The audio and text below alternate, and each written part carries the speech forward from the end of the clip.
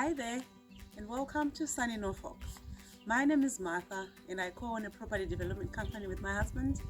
And over the years, we've been involved in a numerous number of projects, which include loft conversions, extensions, and general property renovations. Not only have I been involved in the exciting aspect side of things in these projects, like remodeling and interior design, I've also found myself being involved in the physical aspect of things too. I've done some tiling, skimming, painting, and I've gone as far as roof tiling. A lot of people are not aware of the amount of preparation and work that goes into transforming homes and spaces.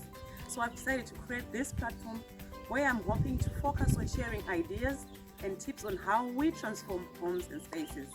In this series, I'm going to be focusing on a renovation project that we acquired just before the COVID lockdown, where we are going to transform this auction property that nobody wanted into something that is amazing, desirable, and ready for the rental market. I'm looking forward to sharing my expertise and knowledge with you guys, and I'm also keen on hearing your comments and contributions to this project. Please subscribe to my channel and don't forget to press on the notification button so you don't miss out on all the videos that I'm going to be posting. I'll see you on the next video. You take care. Bye.